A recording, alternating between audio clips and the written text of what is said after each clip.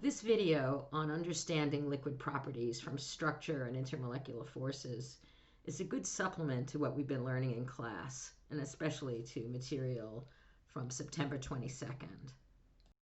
I've been arguing for a few days now that structure is very important in determining liquid properties. And why is that? Let's just review that for a few minutes.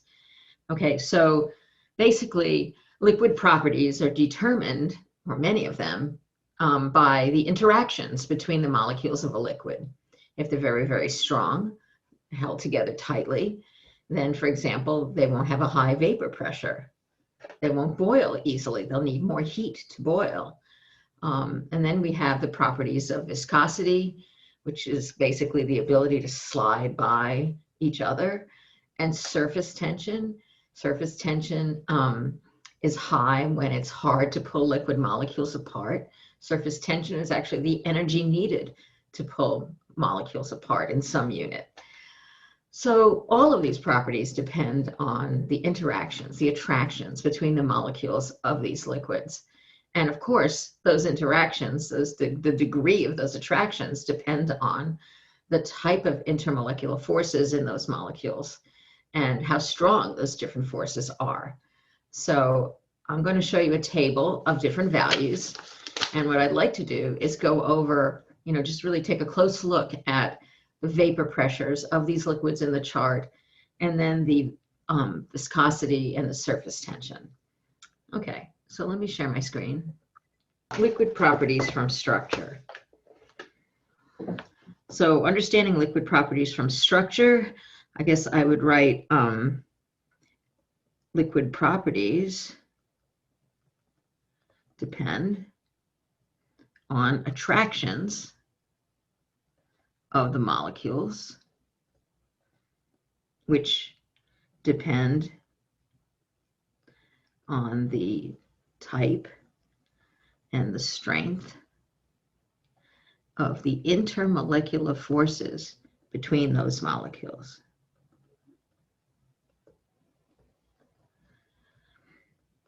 So we can understand this data, at least mostly. Science is not really like yes or no, or a 0 or a 1. There's a lot of gray areas in between. And maybe we'll see a little bit of that with this discussion. But for the most part, I think you really can understand this chart. So here I have different liquid molecules, different molecules. And I'd like to consider the following substances, right? And I've got water down here. You know what water looks like. It's got this oxygen and 2 hydrogens over here, and then carbon dioxide. And then we move into some bigger molecules like pentane. Okay, pentane is 5 carbons. 1, 2, 3. Oh, this is actually not pentane. I've drawn hexane here. So if I subtract 1, oh gosh, that's really bad. This shouldn't be here. It should look like that. That's pentane. Now I have pentane. And the next one is glycerol. Glycerol is a pretty unusual one because it's got these 3 OHs, right? So this is really like all these different sites that you could have hydrogen bonding to. So glycerol is going to have very large attractions between its molecules. And then here's chloroform, where you have a single hydrogen and 3 chlorines. Does that have a dipole? And then you have carbon tetrachloride, and then bromoform. Okay, 3 bromines and 1 hydrogen. So if we look at these molecules, the first thing we really need to do is figure out, are there any intermolecular forces between the molecules? Well, we know there's always dispersion forces, right? All molecules have these dispersion forces. They don't need to have a dipole to have dispersion forces. So every molecule has dispersion forces between its. Every liquid has dispersion forces between its molecules. But what other forces are there? So in water, we know that we have hydrogen bonding. Carbon dioxide, look at that molecule. We know that the dipoles cancel in carbon dioxide, so it doesn't even have a dipole. It doesn't have the ability to form hydrogen bonds, so that's it, just dispersion in CO2. Pentane, well, we have no dipoles and no sites where you could have hydrogen bonding. There's no, electronegativity difference. There's no O, N, or F. So no hydrogen bonding. But in glycerol, as I already showed you, you can have hydrogen bonding because you've got this, if I just expanded this, this carbon, oxygen, that's what this would look like, this COH, okay? So there's definitely going to be delta negative, delta positive. You could have the hydrogen bonding of this to the same thing on another molecule. I don't want to draw the whole thing, but this would be a hydrogen bond. Okay, even though it's not a real bond, it's a terrible name. Okay, so we could have hydrogen bonding there. In chloroform, what about chloroform? Well, you've got these 3 dipoles here between carbon and chlorine. These have a big enough electronegativity difference to be considered polar bonds, and they don't cancel because there's only 3 of them. So chloroform has dipole-dipole. So I'll write that there. And then we have carbon tetrachloride, where you have 4 equivalent dipoles, and so they cancel. So there's no dipole-dipole force there, no hydrogen bonding.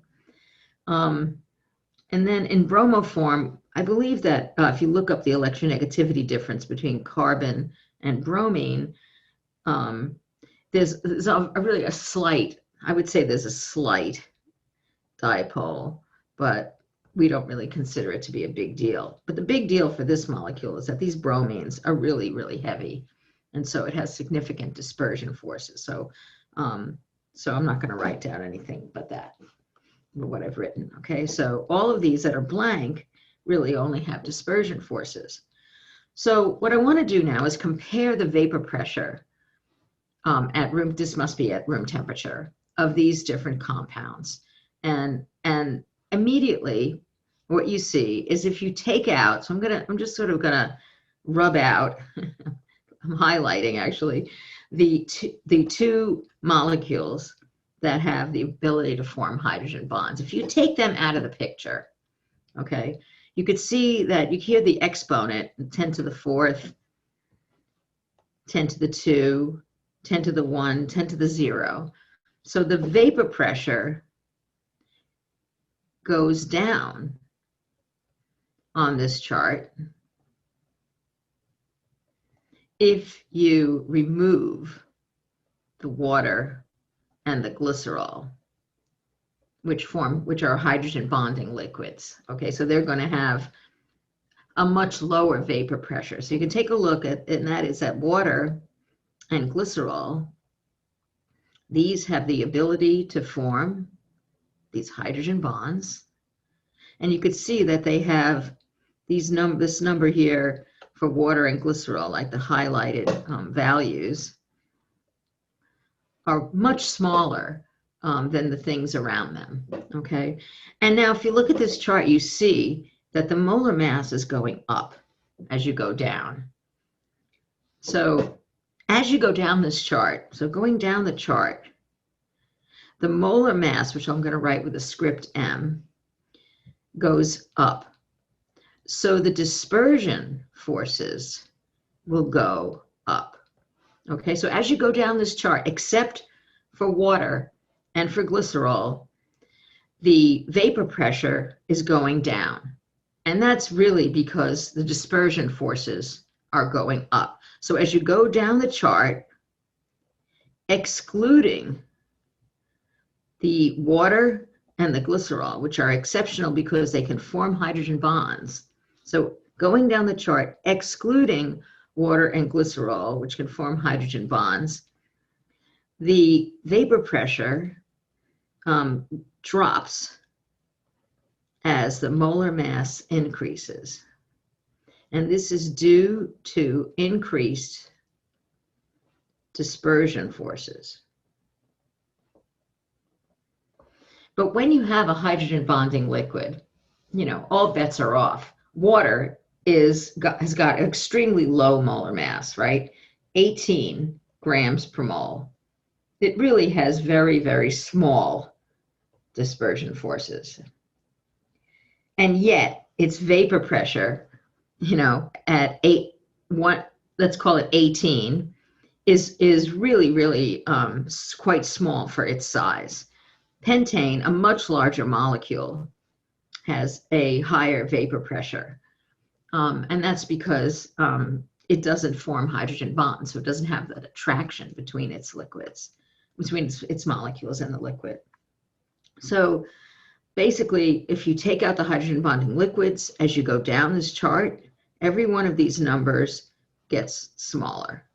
And that's because the dispersion forces are increasing. So that's the basic conclusion from that. Now, glycerol, why is glycerol so extremely low? This is really a low number. But look what glycerol has. If you take a look at the structure of glycerol, you've got these 3 carbons. And these are all hydrogens here that I haven't drawn in. But you've got these sites for hydrogen bonding here. You've got this delta negative, delta positive. And then you could have a glycerol next to it. And, if I draw it right, I could draw this next to this. And I could draw quite a few hydrogen bonding sites. Okay, I have another OH, and this could hydrogen bond to another molecule. But also what glycerol has is a pretty large molar mass. So it's got the molar mass, which is large, which leads to greater dispersion forces, and it's got hydrogen bonding. And both of these mean an extremely small vapor pressure. And that is to say those molecules do not want to escape to the vapor phase. It takes too much energy for those molecules to escape to the vapor phase.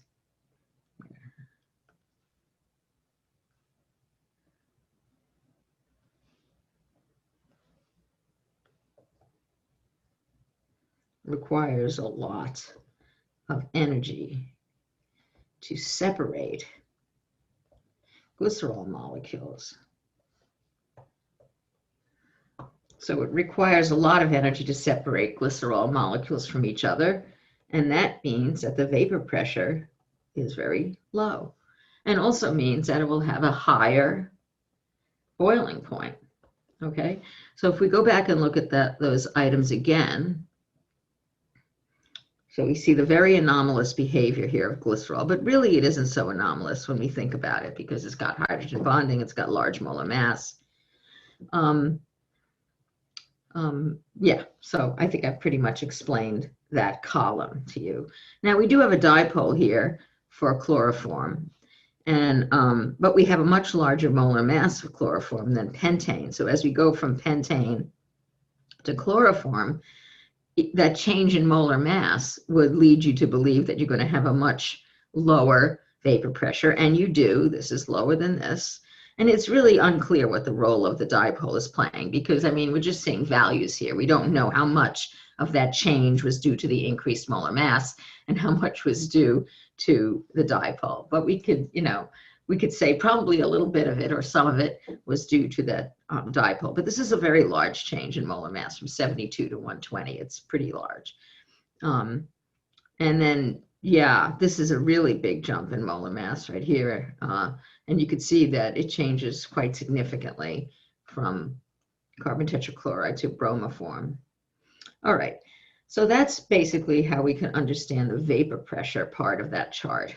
Okay, so let's look at the next part, which is surface tension. And again, I'm just going to fill in that we have hydrogen bonding here and here, and we have a small, a dipole force here.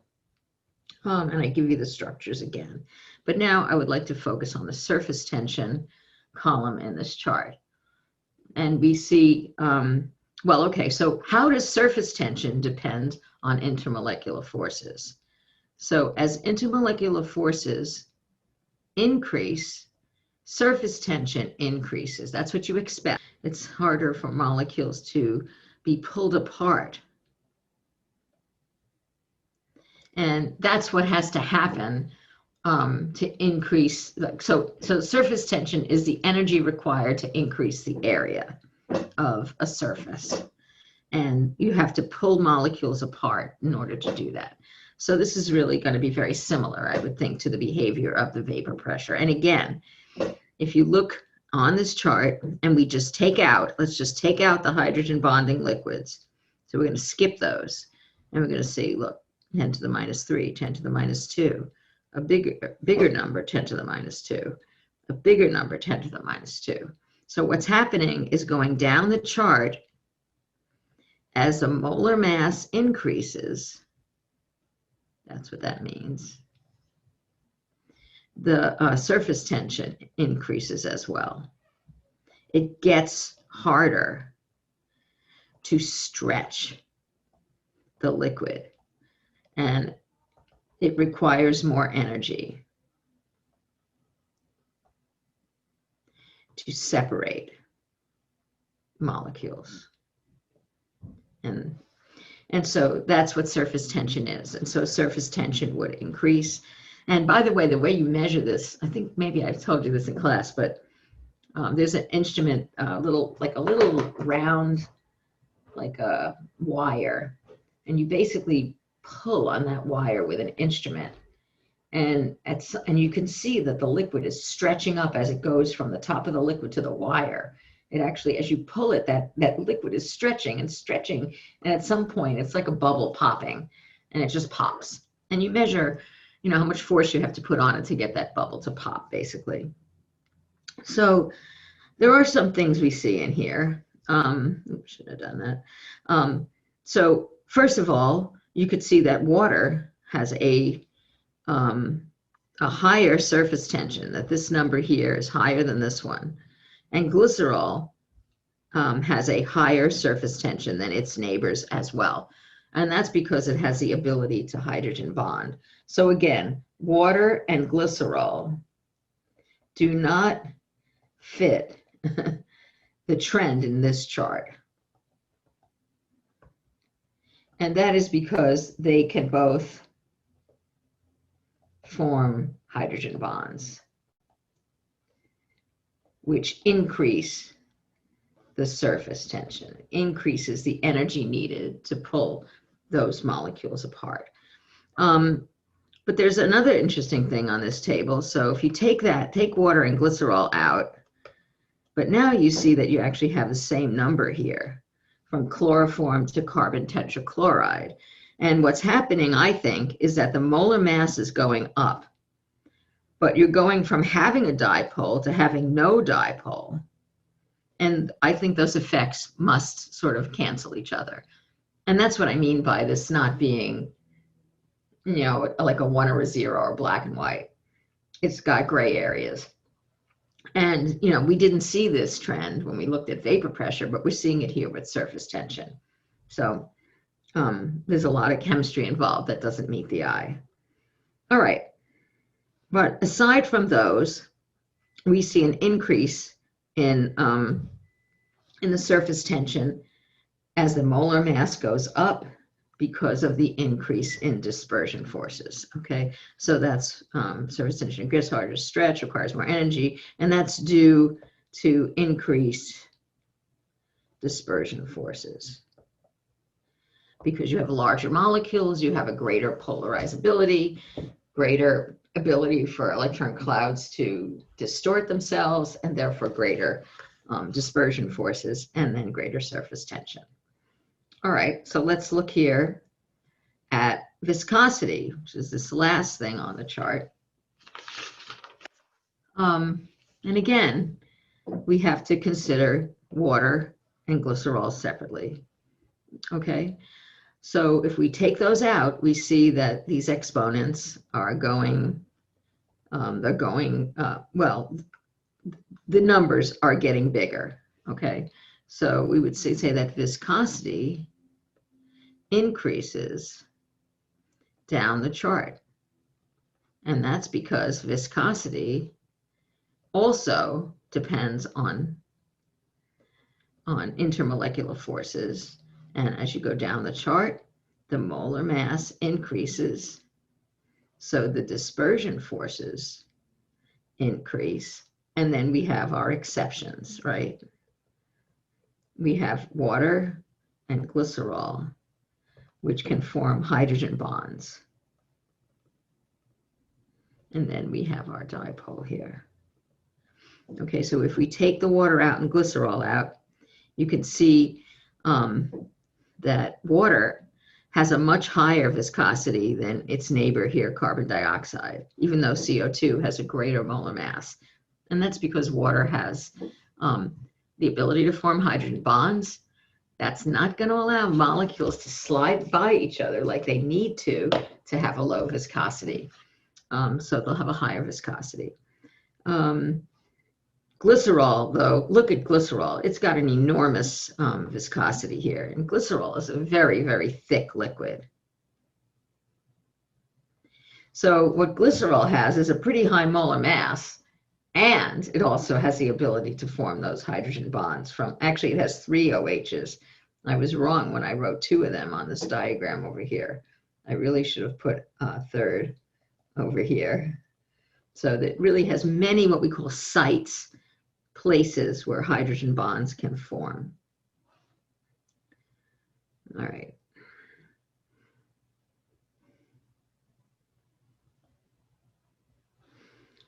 So again, water and glycerol are much more viscous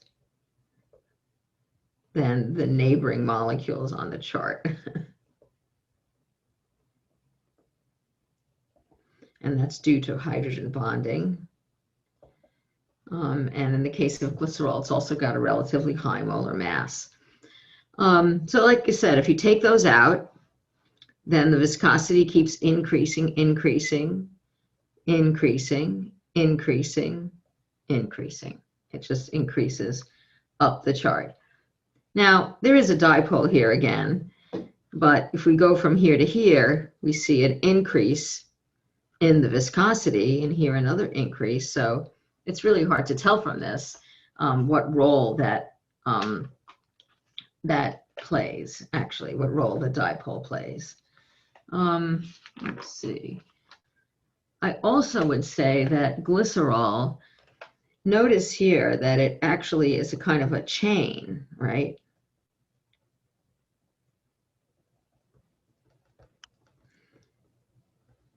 So being a chain here, long up, it's not terribly long, it's only 3 carbons, but there is some ability to get entangled.